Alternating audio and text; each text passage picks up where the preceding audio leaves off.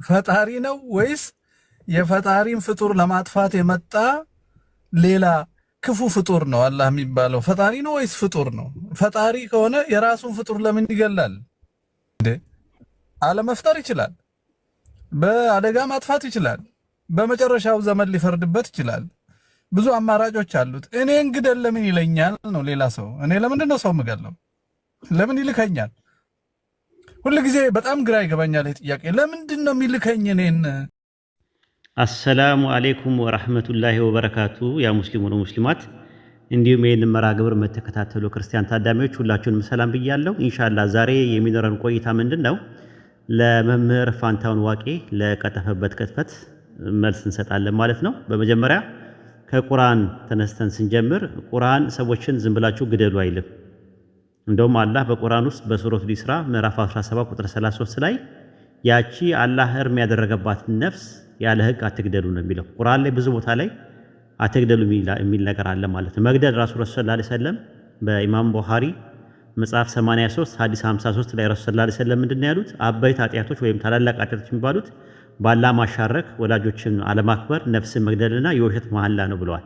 ስለዚህ ነፍስን መግደል የሚባለው ነገር ሐራም ነው፣ በኢስላም አይፈቀድም ራሱ ማለት ነው። ሱረቱ ማኢዳ ምዕራፍ 5 ቁጥር 32 ላይ እንደዛ ነው። በዚህ ምክንያት በእስራኤል ልጆች ላይ እነሆ የዓለም ነፍስን መግደል ወይም በምድር ላይ ያለውን ያህል ማጥፋት በስተቀር ነፍስን የገደለ ሰዎችን ሁሉ እንደገደለ ነው፣ ሕያው ያደረገ ደግሞ ሰዎችን ሕያው እንዳደረገ ነው። የተከለከለ ነው፣ ሐራም ነው ራሱ ማለት ነው። ሱረቱል ፉርቃን ምዕራፍ 25 ቁጥር 68 ላይም እንደዛ ነው። እነዚያ ከአላህ ሌላ አምላክን የማይገዙ ያቺ አላህ እርም ያደረገባትን ነፍስ በሕግ ቢሆን እንጂ የማይገሉ ይላል። ስለዚህ ነፍስን መግደል የሚባለው ነገር በኢስላም ሐራም ነው። ራሱ ድንበር ታልፎ ካልተመታ በስተቀር ማንም ሰው አምላካችን አላህ ሂዱና ዝም ብላችሁ ግደሉ የሚል ነገር የለውም። ሱረቱ በቀራ ምዕራፍ 2 ቁጥር 190 ስንመለከተው እነዚያ የሚጋደሏችሁን በአላህ መንገድ ተጋደሉ፣ ወሰን አትለፉ፣ አላህ ወሰን አላፊዎችን አይወድምና አለ። የሚጋደሏችሁን በአላህ መንገድ ተጋደሏል። ለምንድን ነው በአላህ መንገድ ያለው ሲባል በዘር ምክንያት፣ በብሔር ምክንያት፣ በፖለቲካ ምክንያት፣ በተለያየ ነገር ከቀለም ጋር ከምን ጋር ተያይዞ ከሆነ ነፍስያ ነው የሚሆነው። ከነፍስያ ጋር ነው፣ ኤጎሴንትሪክ ነው የሚሆነው። ስለዚህ በአላህ መንገድ የሚለው ነገር ምንድነው? ቴዎሴንትሪክ መሆኑን ነው የሚያሳየው ማለት ነው እንጂ ሂዱና ዝም ብላችሁ ግደሉ የሚል ነገር ቁርአን ላይ የለም። ሱረቱ ሐጅ ምዕራፍ 22 ቁጥር 39 ላይም እንደዛ ነው። ለነዚያ ለሚገደሉ ምዕመናን እነሱ የተበደላቸው በመሆናቸው መጋደል ተፈቀደላቸው ይላል። ስለዚህ የተፈቀደው የሚፈቀደው ሄዶ መጋደል ወይም ደግሞ ሂድና ግደል የሚል ነገር የሚፈቀደው ወሰን አልፎ ድንበር ላለፈ እንጂ ዝም ብለህ ሄደ የሰው ንብረት ዝረፍ የሰው ነገር የሚል ነገር የለም። ስለዚህ እዚህ ጋር ውሸት ነው። አላህ ለምንድን ነው እኔን የሚልከኝ ያልከበት የተሳሳተ መረዳት ነው ማለት ነው። ይሄ ነው የመጀመሪያው ማለት ነው። ሌላ ነገር ምንድነው ደግሞ ፍትህ ነው ራሱ በሱረቱ ሹራ ምዕራፍ 42 ቁጥር 40 ላይ የመጥፎ ነገር ዋጋ ቢጤዋ መጥፎ ናት ተብሎ የተቀመጠው። ስለዚህ ከዛ አንፃር ፍትህ ነው ራሱ።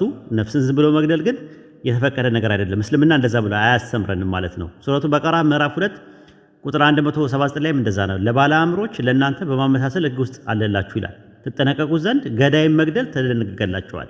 ዝም ብላችሁ ከመሬት የተነሳ ግደሉ የሚል ነገር የለም፣ በእስልምና አስተምሮት ውስጥ የለም። ነገር ግን በባይብል ውስጥ መግደል ይፈቀዳል ወይ? ፈጣሪ እንደዛ አይነት ነገር ትእዛዝ አለ ወይ ካልን አዎ። ለምሳሌ ኦሪት ዘሌዋውያን ምዕራፍ 24 ቁጥር 17 ላይ ሰውን እስኪሞት ድረስ የሚመታ ፈጽሞ ይገደል ይላል። እንግዲህ አሁን አንተ እንዳልከው ማለት ነው። እንግዲህ አንተ እንዳልከው አንተ እንደምትናገረው አንተ ባልከው መሰረት ሰውም እስኪሞት ድረስ የሚመታ ፈጽሞ ይገደል ስለሚል ፈጣሪ እንዴት ግደሉ ይላል? ራሱ የፍርድ ቀን ለምንድን ነው ራሱ የማይገለው የሚገድለውን ሰው ማለት ነው? ግደሉ ለምን ይላል? ማቴዎስ ወንጌል ምዕራፍ 5 ቁጥር 21 ላይም ኢየሱስ ምንድን ነው ያለው? ለቀደሙት አትግደል እንደተባለ ሰምታችኋል፣ የገደለ ሁሉ ፍርድ ይገባዋል አለ። ዛት ሚንስ ይገደላል ማለት እኔ ግን እላችኋለሁ በወንድሙ ላይ የሚቆጣ ፍርድ ይገባዋል አለ። ዛት ሚንስ ኦሪት ዘሌዋውያን ምዕራፍ 24 ቁጥር 17 ላይ ፈጽሞ ይገደል የሚለውን ከሆነ በወንድሙ ላይ የሚቆጣ ሁሉ ፍርድ ይገባዋል አለ። የሸንጎ ፍርድ የሚባል ሳንደር የሚባል ነገር አለ። ራዕይ ዮሐንስ ምዕራፍ 13 ቁጥር 10 ላይም እንደዛ ነው። በሰይፍ የሚገድል ማንም ቢኖር ራሱ በሰይፍ እንዲገደል ይገባዋልና አለ። ሰይፍ የሚለው ምን ነው? በሰይፍ የሚገድል ማንም ቢኖር ገዳይ ቢኖር በሰይፍ ራሱ እንዲገደል ይገባዋልና እያለ ነው የሚናገረው። ሮሜ ምዕራፍ 13 ላይ ተመልከተው መምህር። ሮሜ ምዕራፍ 13 ቁጥር 1 እስከ 4 ድረስ ያለውን ተመልከተው። ያሉ ባለስልጣናት በአምላክ የተሾሙ ናቸው አለ። ምንድነው የሚያደርጉ ሲባል ለመልካም ነገር ለአንተ የአምላክ አገልጋይ ነውና በከንቱ ሰይፍ አይታጠቅምና አለ። ክፉ ብታደርግ ግን ፍራ፣ ቁጣውን ለማሳየት ክፉ አድራጊ የሚበቀል የአምላክ አገልጋይ ነውና አለ። ስለዚህ ሰይፍ መጠቀም በአዲስ ኪዳን ውስጥም አለ። ሰይፍ ይጠቀማሉ። ለምን? ለመግደል ማለት ነው ራሱ ማለት ነው። ይሄንን ነው እየተናገረ ያለው። ሌላው በተረፈ አንተ በደንብ አልተመለከትከውም እንጂ ምናልባት ብትመለከተው ብዬ ማስበው ነገር ይገደል የሚል ነገር በጣም በስፋትና በዝርዝር ያለበት መጽሐፍ እንደ ባይብል እንደውም አላየውም ራሱ። ይሄን መጠየቅ መቻል አለብህ። ለምሳሌ ስትመለከተው ኦሪት ዘሌዋውያን ምዕራፍ 24 ቁጥር 16 ላይ የያህዌን ስም የሚሰድብ ፈጽሞ ይገደል ይላል። ለምንድን ነው ይገደል የሚለው? አንተ ባመጣው ሎጂክ ማለት ነው። ደብል ስታንዳርድ ነው። ኦሪት ዘሌዋውያን ምዕራፍ 24 ቁጥር 1 ላይ እግዚአብሔር ሙሴ እንዲህ ብሎ ተናገረው ስለሚል ራሱ ያዘዘው ያህዌ ራሱ ነው ያዘዘው የእግዚአብሔር ስም የሚሰድብ ፈጽሞ ይገደል የሚለው። ኦሪት ዘዳግም ምዕራፍ 13 ከ6 እስከ 9 ስትመለከተው የእናት ልጅ ወይም ወንድም ወይ ወንድ ልጅ ወይም ነፍስ እንዲያለ ወዳጅ ና ሄደን ከምድር ዳር እስከ ምድር ዳር ድረስ ወደ አንተ የቀረቡት ከአንተ የራቁትን አንተን ከበው ያሉትን አሕዛብ ከሚያመልኳቸው ውስጥ አማልክት አንተም አባቶችም የማታውቃቸውን እናምልክ ብሎ ቢያስትህ እሺ አትበለው፣ አትስማው፣ ዓይኔን ያራራለት፣ አትማረው፣ አትሸሽገው፣ ነገር ግን ፈጽመ ግደለዋል። ስለዚህ ከአንድ አምላክ ውጪ ሌላ አምላክን አስመልካለሁ ብሎ ጥሪ ያቀረበ አካል የሚያስተምርን አካል ግደለው ነው የሚለው። ቢያመልክስ ባያስተምር ሲባል እሱም አይፈቀድም። ኦሪት ዘዳግም ምዕራፍ 17 ከቁጥር 3 እስከ 5 ድረስ ሄዶ ሌሎችን አማልክት ያመለከ እኔ ላላዘዝኳቸው ለፀሐይና ለጨረቃ ለሰማይ ከዋክብት የሰገደ ቢገኝ ይህ ክፉ ነገር የሰራው ወያ ወንድ ወያ ሴት ወደ በር ታመጣዋለህ፣ እስኪሞቱ ድረስ በድንጋይ ተወግራቸዋለህ። በድንጋይ ተወግራቸዋለህ አለ፣ ተወግረዋለህ አለ፣ ትገለዋለህ አለ። ሁለተኛ ዜና መዋዕል ምዕራፍ 15 ቁጥር 13 ላይ የእስራኤልን አምላክ እግዚአብሔርን የማይፈልግ ታናሽ ወይም ታላቅ ወይ ወንድም ወይ ሴት ቢሆን ይገደል ዘንድ ተማማሉ አለ። አንድ ሰው ጠንቋይ መሆን ይችላል? ከመሬት ተነስቶ ጠንቋይ መሆን ይችላል? አይችልም። እንደ ባይብል ከሆነ ይገደላል። ኦሪት ዘሌዋውያን ምዕራፍ 20 ቁጥር 27 ላይ ሰው ወይም ሴት መናፍስትን ቢጠሩ ወይ ጠንቋዮች ቢሆኑ ፈጽመው ይገደሉ፣ በድንጋይም ይውገሯቸው፣ ደማቸው በላያቸው ላይ ነው እያለ ይናገራል። ኦሪት ዘጸአት ምዕራፍ 21 ቁጥር 17 ላይ አባቱን ወይም እናቱን የሚሰድብ ፈጽሞ ይገደል ይላል። ኦሪት ዘሌዋውያን ምዕራፍ 20 ቁጥር 15 ላይ ማናቸውም ሰው ከእንስሳ ጋር ቢተኛ ፈጽሞ ይገደል ይላል። እንስሳይቱንም ግደሏት፣ ይገደል ይላል። ኦሪት ዘሌዋውያን ምዕራፍ 20 ቁጥር 13 ላይ ማናቸውም ሰው ከሴት ጋር እንደሚተኛ ከወንድ ጋር ቢተኛ ሁለቱም ጸያፍ ነገር አድርገዋልና ፈጽሞ ይገደሉ፣ ደማቸው በላያቸው ላይ ነው፣ ይገደሉ የሚል ነገር አለ። አዲስ ኪዳን ላይ ይህ ነገር ተሽሮ ይሆን? አልተሻረም። ማቴዎስ ወንጌል ምዕራፍ 5 ቁጥር 17 እና 18 ላይ እኔ ሕግና ነቢያትን ለመሻር የመጣው አይምሰላችሁ ልፈጽም እንጂ ለመሻር አልመጣሁምና፣ እውነት እውነት እላችኋለሁ ሰማይና ምድር እስኪያልፍ ድረስ ከሕግ አንዲት የውጣ አንዲት ነጥብ ከቶ አታልፍም፣ ሁሉም እስኪፈጸም ድረስ አለ። ስለዚህ በብሉይ ኪዳን ላይ የነበሩ ሕግጋት በአጠቃላይ አዲስ ኪዳን ላይ ተሽረዋል የሚል የመጽሐፍ ቅዱስ ማስረጃ የለም። ከዛ ይልቅ ከአንድ አምላክ ውጪ ሌላ አምላክ ብታስተምር ወይ ደግሞ እንትን ባትል እንደምትገደል መጽሐፍ ቅዱስ ይናገራል። ኦሪት ዘጸአት ምዕራፍ 22 ቁጥር 20 ላይ ከያህዌ በቀር ለአንዳች አምላክ የሚሰዋ ፈጽሞ ይገደል።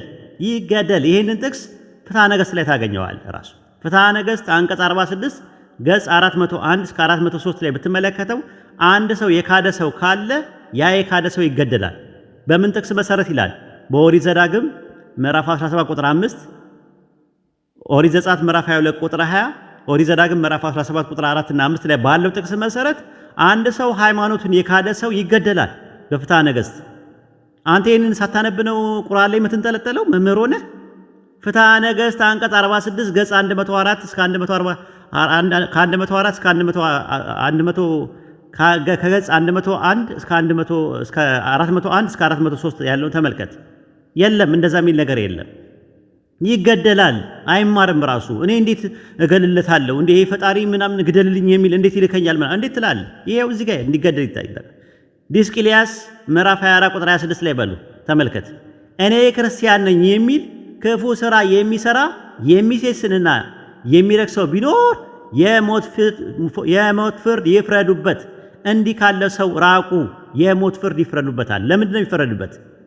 አባ ጊዮርጊስ ዘጋስጫ ሃይማኖትን በካዱ ሰዎች ላይ ያለው ብይን በብሉይ ኪዳንም በአዲስ ኪዳን ላይም አንድ አይነት ነው ብሎ ነው ያስቀመጠው። መጽሐፈ ምስጢር ምዕራፍ 2 ቁጥር 28 ላይ እነሆ ሃይማኖቱን በካዱ ላይ በብሉይ ኪዳንና በአዲስ ኪዳን የሞት ትእዛዝ ወጣ ይላል። ከዛስ ቁጥር 29 ላይ የሐዋርያት አለቃ ቅዱስ ጴጥሮስ ቀለሜንጦስ ፍጽምት የምትሆን ሃይማኖትን ሰይፍን መዘህ በኢየሱስ የማያምኑትን ከሃዲዎችና ጨካኞች በብረት ሰይፍ ተዋጋ አለው ይላል። ስለዚህ መገደል አለ ማለት ነው። ሃይማኖቱን ለቆ የወጣ ሰው ይገደላል ራሱ። በመጽሐፈ ሚስጥር ምዕራፍ 2 ቁጥር 35 ላይ በኢየሱስ ክርስቶስ ሃይማኖት ቤተክርስቲያንን እንድናነሳትና እንድናጸናት ስልጣን አገኘን፣ ይህ የተላለፈው ሰይፍ ይለፍበት ብሎ አሜን አሜን ይላል። አሜን ወአሜን ብሎ ያስቀምጣል። ሰይፍ ነው ያለው ነገር ማለት ነው። ንግሥት እሌኒ የሚያደረገችው ምንድነው? ድርሳነ መስቀል ላይ አንተ በገድል ስለምታምን ድርሳነ መስቀል ዞራ መያዣ ምዕራፍ 20 ቁጥር 29 ላይ ምንድነው ያደረገችው? ዳግመኛ የክርስቲያኖች ወገኖች ሁሉ እንዲህ ስትል አዘዘቻቸው። ምን አለች? የአይሁዳኖች ወገኖች በየቦታው ፈልጓቸው፣ ቤቶቻቸውን አፍርሱ፣ በእሳት አቃጥሏቸው ብላ ትእዛዝ ሰጥታለች። በዛ መሰረት ምንድነው የተደረገው? ድርሳነ መስቀል ዞራ መያዣ ምዕራፍ 20 ቁጥር 30 ላይ አይሁድም ቤቶቻቸው በእሳት አቃጠለች፣ አመፀኞችና ከሃዲያን የሆኑትን አይሁዳኖች አስገደለቻቸው ነው የሚለው። አሁን ጥያቄ የሚነሳውም ነገር ምንድነው? ብሉይ ኪዳን ላይም አዲስ ኪዳን ላይም እንዳየነው ፍትሐ ነገሥት ላይ መጽሐፈ ሚስጥር ላይም ድርሳነ መስቀል ላይ አንድ ሰው ከሃይማኖት ውጭ የወጣውን ሰው ፍሪደም አለው። አንተ እንደምትለው እንደ ምዕራባውያን ሳቦት ማለት ነው።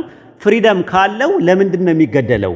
ብሉይ ኪዳን ላይ የነበረው ትእዛዝ ራሱ ከአንድ አምላክ ውጪ የሚመለከውና አምላክ ሌላ አምላክን ያመለከና እናምልክ ያለ ሰው ይገደላል። ጠንቋይ ይገደላል። ግብረ ሰዶም ይገደላል። ከእንስሳ ጋር የሚያደርግ ለምን የፍርድ ቀን አይጠብቀውም? ለምን ግደሉ ይላል? ይሄ አንተ ራስ ደብል ስታንዳርድ ነው ራሱ በሰፈርከው ቁና የምትሰፈርበት ነውና አይ ቲንክ ይሄንን ኦዲዮ ለሁላችሁም ሼር አድርጉለት፣ አድርሱለት። ከደረሰልህ በኋላ መልስ እንጠብቃለሁ ማለት ነው ኢንሻአላህ። ወሰላሙ አለይኩም ወራህመቱላሂ ወበረካቱ።